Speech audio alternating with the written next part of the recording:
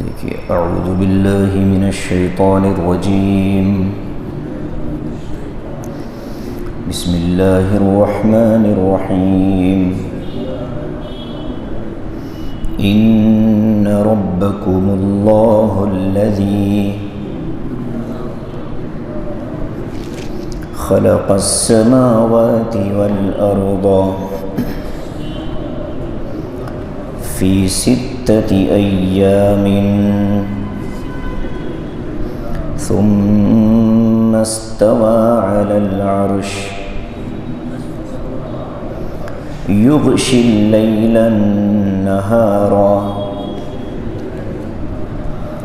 يطلبه حثيثا والشمس والقمر والنجوم مسخرات بأمره ألا له الخلق والأمر تبارك الله رب العالمين ادعوا ربكم تضرعا وخفيا إنه لا يحب المعتدين صدق اللہ العظیم۔ ترجمہ دیکھیے، ان ربکم اللہ الذی خلق السماوات والارض، بے شک تمہارا رب وہ اللہ ہے جس نے آسمانوں اور زمین کو پیدا کیا، فی ستۃ ایام، 6 دنوں میں، ثم استوى علی العرش، پھر وہ عرش پر مستوی ہو گیا، یغشی اللیل النہار، وہ ڈھانک دیتا ہے رات کے ذریعے سے دن کو، یطلبہ حثیثا، وہ رات دن کے پیچھے تیزی سے چل پڑتی ہے، والشمس والقمر، اسی نے سورج اور چاند، والنجوم، اور ستارے پیدا کیے، ومسخرات بأمری، اور اللہ کے حکم سے ان کو مسخر کر دیا، اپنے حکم سے ان کو مسخر کر دیا۔ الا لہ الخلق والامر، خوب سن لو، خالق ہونا اور حاکم ہونا اللہ ہی کی شان ہے۔ تبارک اللہ رب العالمین، عظیم ہے وہ اللہ جو تمام جہانوں کا پالنے والا ہے۔ ادعوا ربکم تضرعا وخفیہ، پکارو اپنے رب کو عاجزی کے ساتھ اور آہستگی کے ساتھ۔ انہ لا يحب المعتدین، بے شک اللہ تبارک و تعالی حد سے آگے بڑھنے والوں کو پسند نہیں فرماتے۔ یہ آیت بہت عظیم ہے، بہت بڑی ہے، اور اس آیت کا تعلق قرآن کریم کے اہم اور بنیادی مضامین سے ہے۔ قرآن کے اندر توحید، رسالت اور آخرت، ان 3 چیزوں کا بیان ہے۔ توحید کے لیے اللہ تعالیٰ نے اپنی ربوبیت کو، رب ہونے کو بہت سی جگہوں پر ذکر فرمایا کہ اللہ نے کیسے چیزیں پیدا کی، انسانوں کو کیسے پیدا کیا۔ قرآن کی الگ الگ آیتوں میں اس کا تذکرہ ہے، ہم سنتے آئے۔ انسان کی پیدائش کا بیان ابھی اس سورت کے شروع میں حضرت آدم علیہ السلام کی پیدائش کا تذکرہ، جنت و جہنم کا تذکرہ، تو جہاں بھی اللہ تعالیٰ نے توحید کو بیان کیا ہے وہاں بطور دلیل کے اللہ نے ربوبیت کو ذکر کیا، رب ہونے کو ذکر کیا۔ اس آیت میں بھی شروعات میں اللہ تعالیٰ رب ہی سے گفتگو شروع کرتے ہیں۔ ان ربکم، بے شک تمہارا رب وہ اللہ ہے۔ یہاں تک ایک تعارف۔ اب اس اللہ کی صفت کیا ہے، اس رب کا کام کیا تھا، تو اس کو فرماتے ہیں الذی خلق السماوات والارض، وہی اللہ ہے جس نے آسمانوں اور زمین کو 6 دن میں پیدا کیا۔ السماوات آسمان، الارض زمین۔ آسمانوں کے لیے صرف ایک آسمان کا ذکر نہیں ہے، سما آسمان کو کہتے ہیں، ارض زمین کو کہتے ہیں، لیکن یہاں سماوات ذکر کیا، یعنی بہت سارے آسمان۔ زمین کا جب تذکرہ آتا ہے تو ایک ہی زمین کو ذکر کرتے ہیں، جبکہ ہم جانتے ہیں کہ آسمان بھی 7 ہیں اور زمینیں بھی 7 ہیں، تو اس کی الگ الگ ذکر کرنے کی وجہ مفسرین نے بیان کی ہے کہ آسمان جو ہیں ایک دوسرے سے علیحدہ ہیں، ملے ہوئے نہیں ہیں۔ ایک آسمان کے درمیان دوسرے آسمان کے درمیان میں 500 سال کی مسافت ہے، تو 500 سال کا وقت ہوتا ہے ایک آسمان سے دوسرے آسمان پر پہنچنے کے لیے، تو اس فاصلے کی وجہ سے مستقل اس کو الگ بیان کیا کہ آسمانوں کا بنانے والا۔ جیسے حدیث میں آیا ہے، معراج کے موقع پر جب حضور صلی اللہ علیہ وسلم تشریف لے گئے، اور گزشتہ بھی میں نے اس سے پہلے بات عرض کی تھی کہ جو کافر کی جو موت ہوتی ہے، مومن کی جو موت ہوتی ہے، تو روحوں کو کیسے اٹھایا جاتا ہے، آسمانوں تک لے جاتے ہیں، پھر جو مومن کی روح ہوتی ہے ان کو استقبال کر کے اوپر بلا لیتے ہیں، جو کافروں کی روح ہوتی ہے ان کو سجین میں پھینک دیا جاتا ہے۔ تو آسمانوں کو علیحدہ بیان کیا اور زمین کو ایک ساتھ بیان کرتے ہیں، اس لیے کہ زمین کے بارے میں سب جانتے ہیں کہ زمینیں ایک دوسرے سے جڑی ہوئی ہیں، تو گویا کہ زمین کے درمیان میں فرق نہیں ہے، وہ ایک گولے کی طرح ہے۔ آسمانوں کے درمیان میں فاصلہ ہے، اس لیے آسمانوں کا لفظ آتا ہے اور زمین کا لفظ آتا ہے۔ فی 6 ایام، 6 دنوں میں۔ اب یہ ایام کیا ہے؟ دن، ہمارا اپنا جو دن ہے دنیا کا، یہ صبح شام والا دن ہے۔ آخرت کا جو دن ہے اس کو قرآن میں بیان کیا کہ ایک دن 1000 سال کے برابر ہے، 1000 دن کے برابر ہے۔ الف سنہ 1000 سال کا ایک دن ہے۔ تو اب اللہ تعالیٰ نے 6 دن میں، وہ کون سا 6 دن؟ تو اس سلسلے میں قرآن و حدیث کے اندر وضاحت نہیں ہے، لہٰذا ہم کیا کہتے ہیں کہ اللہ نے 6 دنوں میں بنایا ہے، اللہ بہتر جانتے ہیں۔ ہم اپنے دن کا اعتبار بھی نہیں کر سکتے۔ آخرت کے جو دن ہوں گے، ایک دن 1000 سال کا، تو ہم کوئی متعین نہیں کر سکتے۔ اللہ نے کہہ دیا ہے، ہم ایمان لاتے ہیں، لیکن وہ دن ہم متعین نہیں کرتے ہیں کہ بھئی یہ دن تھے۔ اب بعض روایات میں بات آتی ہے کہ جمعہ کے دن تخلیق مکمل ہوئی، اور اس طرح سے بعض روایت، لیکن وہ کوئی حتمی بات نہیں ہے۔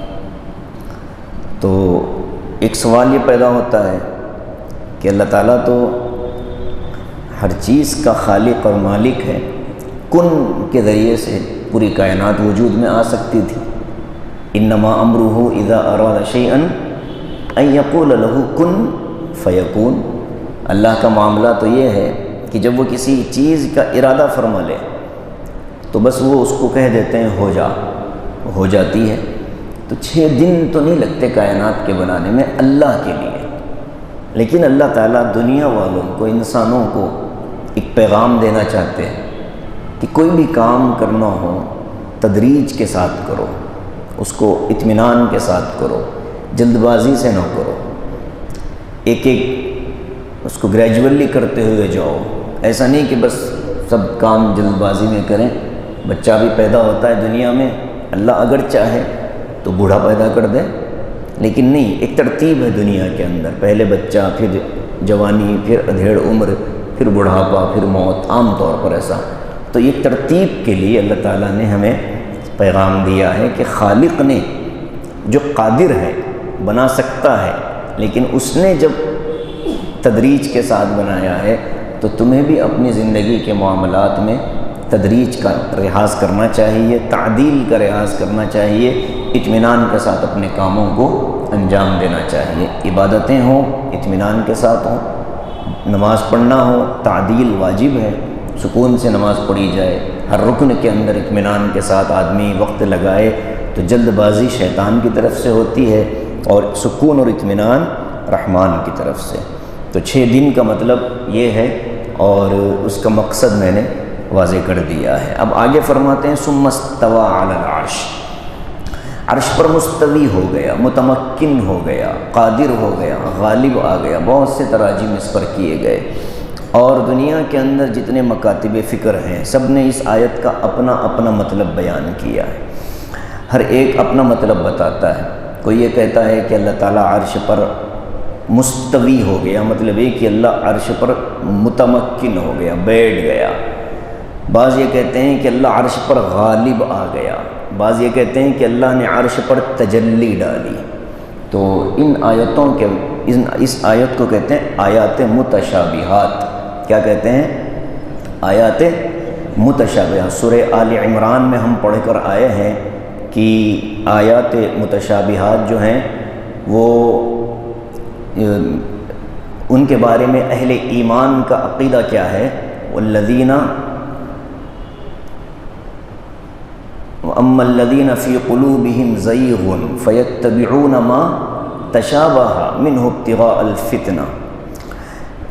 ایک تو جن کے دل میں کجی ہوتی ہے، ٹیڑھپن ہوتا ہے، وہ آیات متشابہات کی تحقیق کے پیچھے پڑتے ہیں، اور جو والراسخون فی العلم، جن کو ہم نے علم میں رسوخ دیا ہے، اچھا علم دیا ہے، ان کے بارے میں قرآن کہتا ہے یقولون ربنا آمنا بھی، ہم کہتے ہیں کہ اللہ آپ نے کہہ دیا، ہم ایمان لے آئے، ہمیں اس کی حقیقتوں اور تحقیق کی کوئی ضرورت نہیں ہے۔ تو یہی ایمان والوں کو اختیار کر لینا چاہیے کہ آیات متشابہات کے بارے میں زیادہ غور و فکر آدمی نہ کرے، بس یہ مان لے اللہ عرش پر مستوی ہو گیا، کیفیت اللہ جانتا ہے۔ امام مالک رحمۃ اللہ علیہ بیٹھے تھے، مجلس لگی تھی، حضرت سے سوال ہوا کہ حضرت استوا عرش پر اللہ تعالیٰ کے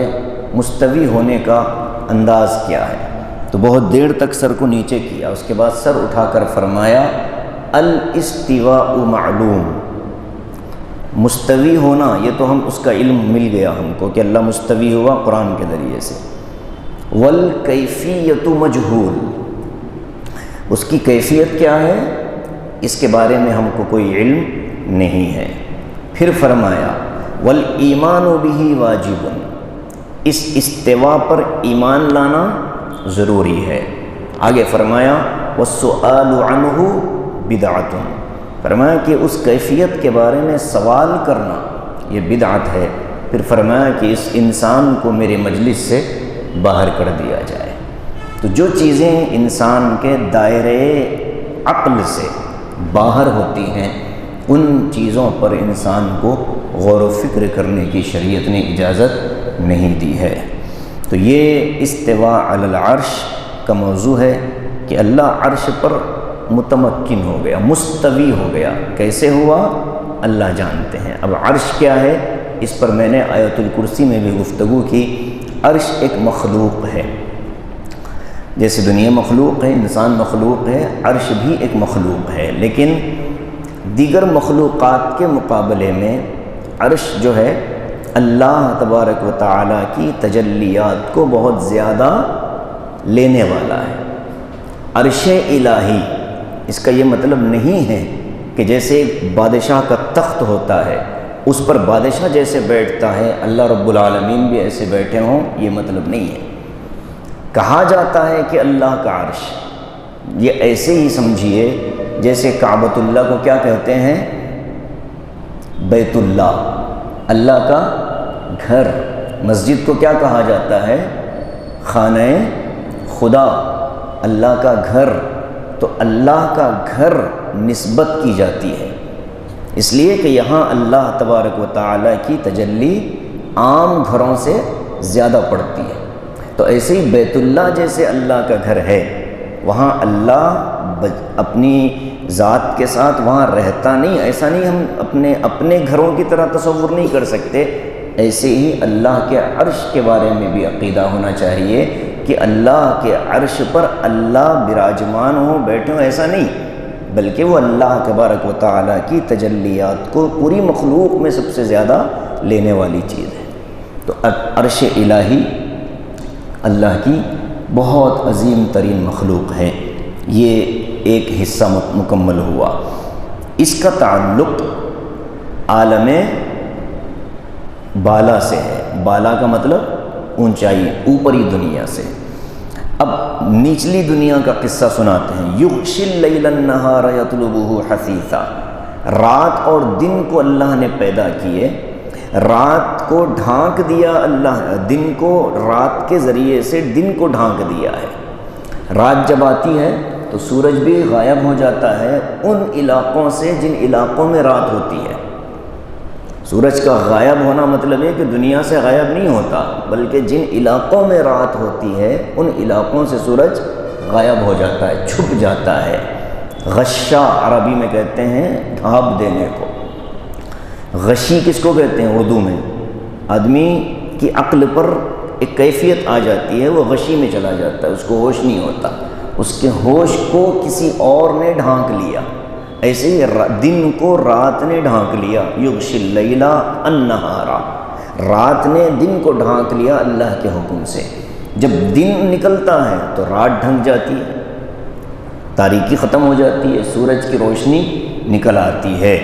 تو یہ یغشی اللیل النہار یطلبہ حثیثا، رات کے ذریعے سے اللہ نے دن کو ڈھانکا، اور یہ رات دن کے پیچھے پیچھے چلتی ہے، حثیثاً تیزی کے ساتھ۔ رات دن کے پیچھے اور دن رات کے پیچھے، گویا کہ ایک آگے ایک آدمی جا رہا ہو، پیچھے ایک آدمی جا رہا ہو، ایسا لگتا ہے کہ یہ اس کو کچھ کہنا چاہتا ہے، یہ اس سے کچھ طلب کرنا چاہتا ہے، بلانا چاہتا ہے۔ تو اس کو کہا یطلبہ، یہ اس کو بلا رہا ہے، رات دن کو بلا رہی ہے۔ تو گویا کہ رات کا آنا جانا اللہ تبارک و تعالیٰ کی قدرت ہے۔ والشمس والقمر والنجوم، عالم سماوات، سورج، چاند، ستارے، یہ تینوں اللہ تبارک و تعالیٰ کی مخلوق ہیں۔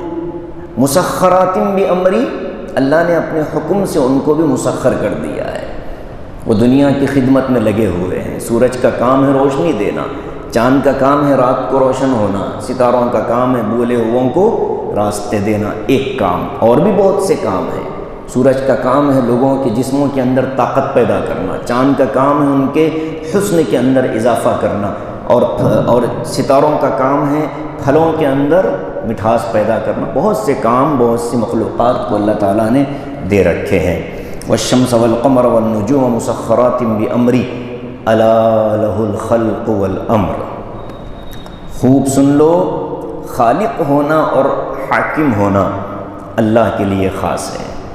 یہ جو آیت کا ٹکڑا ہے، نیند آ رہی ہے، یہ بڑا اہم ہے۔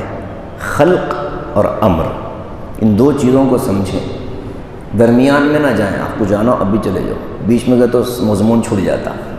خلق اور امر کو سمجھ لیجئے، اور یہ ایسا مضمون ہے کہ آج ہم پڑھیں کل پھر بھول گئے۔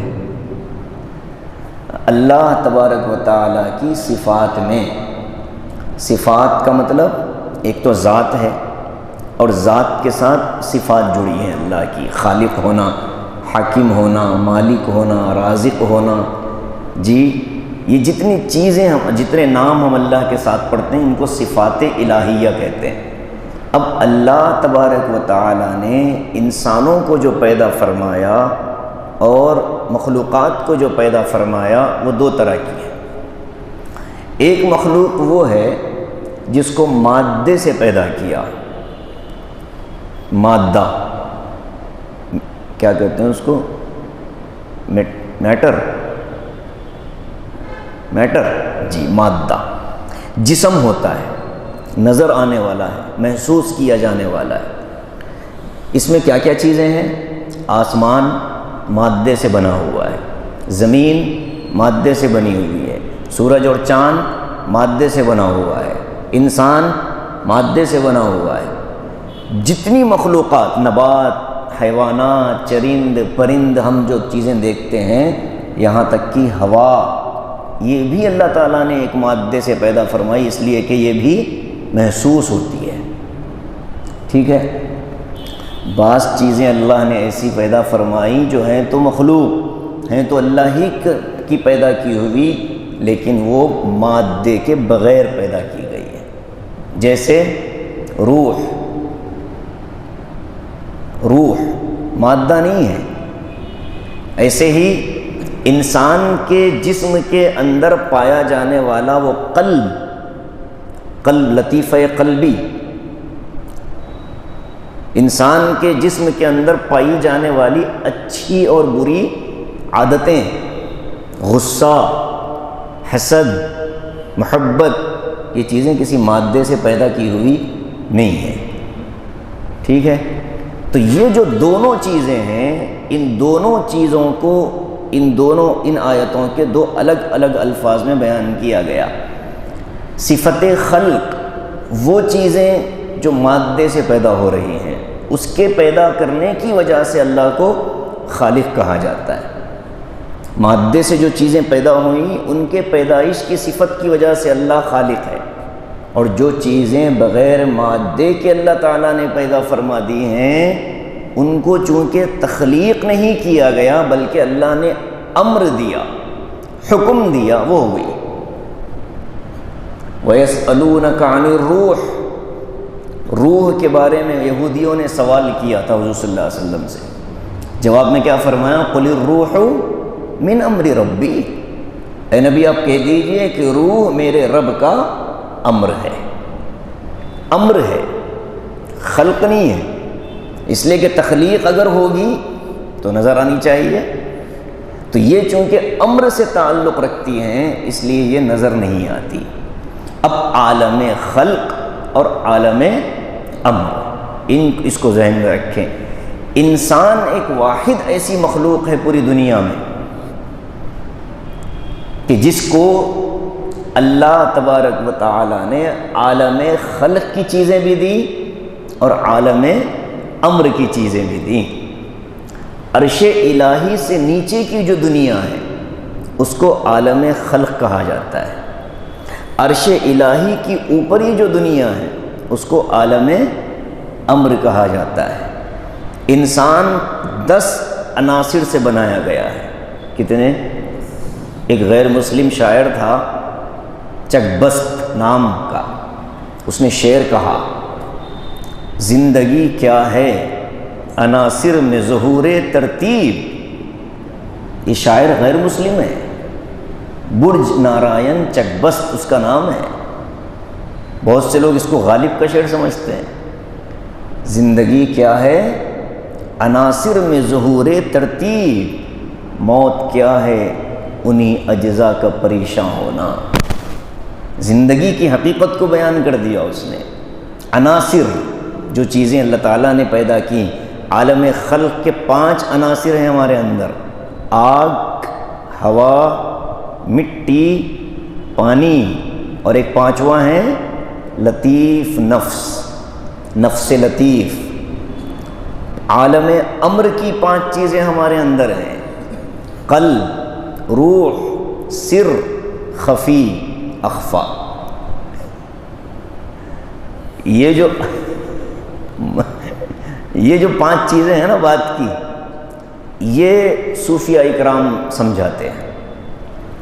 لطیفہ قلبی کیا ہے، لطیفہ روح کیا ہے، لطیفہ سر کیا ہے، لطیفہ خفی کیا ہے، لطیفہ اخفا کیا ہے، یہ 5 صوفیہ سمجھاتے ہیں۔ اور بقیہ جو 5 ہیں، آگ، ہوا، مٹی، پانی اور نفس لطیف، یہ تو ہم سب کو معلوم ہے کہ ہماری مٹی کے اندر کیا کیا گیا، پانی ملایا گیا، پھر اس کو آگ پر پکایا گیا، پھر اس کو رکھنے کے لیے، سوکھنے کے لیے ہوا کے حوالے کر دیا گیا، جب پتلا بنا دیا گیا تو پھر اس میں روح کو داخل کر دیا گیا، یہ تو ہم سب جانتے ہیں۔ انسان کے اندر اگر غصہ زیادہ ہو تو حدیث میں فرمایا گیا وضو کر لو، اس لیے کہ جو تمہاری تخلیق کے اندر آگ کا عنصر ہے وہ بھڑکنے لگا ہے، جب تم وضو کر دو گے تو وہ عنصر ٹھنڈا پڑ جائے گا، تمہارے اندر غصہ نارمل ہو جائے گا، حدیث کے الفاظ ہیں۔ تو ہمارے اندر آگ بھی ہے، مٹی بھی ہے، ہوا بھی ہے، پانی بھی ہے، تو ان صفات کا تعلق ہماری وہ چیزوں سے ہے جو ہمیں نظر نہیں آتی۔ اب لطیفہ قلب، صوفیہ کہتے ہیں کہ یہاں دل کا جو حصہ ہے، یہاں پستان کے 2 انگل نیچے اگر آپ اس طرح انگلی رکھیں گے تو بائیں طرف آپ کو جو حصہ ہے جسم کا، یہاں لطیفہ قلبی ہے۔ ذکر کروانے کے لیے اس طرح ذکر کروایا جاتا ہے، لا الہ۔ اب جب بار بار بندہ وہاں اللہ اللہ کا نام لے گا تو یہ لطیفہ جو ہے یہ متحرک ہو جائے گا، اس کے اندر صلاحیت پیدا ہو جائے گی۔ کس چیز کی؟ میں نے اب کیا کہا اس سے پہلے کہ یہ لطائف کا تعلق عرش الہی سے جڑا ہوا ہے، تجلیات سے۔ تو جیسے ہی بندے کا لطیفہ قلب متحرک ہوگا تو جو تعلق عرش سے اس کے دل کا ہے اس میں اضافہ ہوگا، اور پھر اللہ تبارک و تعالیٰ کی محبت میں اضافہ شروع ہو جائے گا۔ جب بڑھتے بڑھتے بندہ لطیفہ روح کی طرف جائے گا تو لطیفہ روح پر جب محنت ہوگی تو پھر انسان کو ذکر میں اضافے کا شوق پیدا ہو جائے گا کہ مجھے اور ذکر کرنا ہے۔ یہ دونوں ہو گئے۔ لطیفہ خفی سینے کے درمیان میں بائیں طرف، جب اس پر بندے کی محنت ہوگی اور یہ متحرک ہوگا تو اس کے اندر سے اللہ تبارک و تعالیٰ کے ذکر کی تجلی بھی ہوگی، اور پھر اللہ کے دیدار کا شوق پیدا ہو جائے گا۔ اخفا کی طرف جب جائے گا، سر کی طرف جب جائے، سر پر ہی بات تھی، خفی کی طرف جب جائے گا تو اس کے اندر خوبیاں پیدا ہوں گی، لوگوں کو معاف کر دینے کا جذبہ پیدا ہوگا، اپنی ذات کو ختم کر دینے کا جذبہ پیدا ہوگا لوگوں کے اندر۔ وہ جو احادیث میں آتا ہے نا کہ حضرت ابوبکر کہتے تھے کاش میں یہ درخت کا پتا ہوتا، بکری کھا جاتی، میں اس کی مینگنی بن جاتا، آخرت میں مجھے کوئی حساب کتاب نہ ہوتا، یہ کیفیت تھی۔ اور 5واں جو ہے لطیفہ اخفا، وہ یہاں ہوتا ہے۔ اس کے بارے میں کہا جاتا ہے کہ جس انسان کے اندر یہ لطیفہ مضبوط ہو گیا اس کے رذائل ختم ہو جاتے ہیں، بری عادتیں اس میں سے نکلنی شروع ہو جاتی ہیں، حسد، کینہ، بغض، عداوت، جو گندی چیزیں انسان کی روحانیت کے راستے کی رکاوٹ ہیں وہ ساری کی ساری ہٹا دی جاتی ہیں۔ اسی لیے مراقبہ کروایا جاتا ہے، تنہائی میں بیٹھ کر اللہ کو پکارنے کا مزاج بنایا۔ تو یہ چیزیں بظاہر سمجھ میں نہیں آتی کہ بھئی ہم کیوں کریں، لیکن اس کے پیچھے حکمتیں پوشیدہ ہیں۔ تو اللہ تبارک و تعالیٰ کی مخلوق کی صفات کے اندر خلق بھی ہے، امر بھی ہے۔ مجھے پورا یقین ہے کہ مضمون کسی کو سمجھ میں نہیں آیا، لیکن یہ ہے کہ مضمون سمجھا دینا کام تھا۔ مضمون الگ رکھ دیجئے، آیت صرف اتنی ہے، اللہ ہی خالق ہے، اللہ ہی حاکم ہے، فیصلہ انہی کا چلتا ہے، پیدا کرنے والے صرف وہ اکیلے ہیں۔ جب اتنی اللہ تبارک و تعالیٰ کی ہم نے صفات پڑھ لی تو بے اختیار زبان سے کیا نکل جاتا ہے؟ تبارک اللہ رب العالمین۔ آیت کے شروع میں اللہ نے فرمایا انا ربکم اللہ الذی، آیت کے اختتام پر اللہ کیا فرماتے ہیں؟ تبارک اللہ رب العالمین۔ وہ رب جس نے زمین و آسمان کو پیدا کیا، عرش پر مستوی ہوا، رات اور دن کو ایک دوسرے کے پیچھے لگایا، سورج چاند ستاروں کو انسانوں کی خدمت میں لگا دیا، خالق بھی وہی، حاکم بھی وہی، پھر وہ رب کتنا عظیم ہوگا، کتنا بلند و بالا ہوگا۔ اس لفظ پر اللہ نے اس آیت کو مکمل کیا۔ آگے فرماتے ہیں ادعوا ربکم تضرعا وخفیا، کہ اپنے رب کو آواز دو، پکارو، بلاؤ، ندا لگاؤ، دعا کرو عاجزی کے ساتھ اور آہستگی کے ساتھ۔ اس پر بھی انشاءاللہ گفتگو ہوگی کہ ذکر جہری ہونا چاہیے یا ذکر سری ہونا چاہیے، اس پر انشاءاللہ اگلے درس میں گفتگو کریں گے۔ اللہ تعالی ہم سب کو اس کی خالقیت اور حاکمیت کا پورا یقین کرنے اور اس کی صفات پر ایمان لانے کی بھرپور توفیق نصیب فرمائے۔ اللہ ہمارے بھی لطائف کو مضبوط کرے اور اپنی معرفت سے ہمارے دلوں کو منور فرمائے۔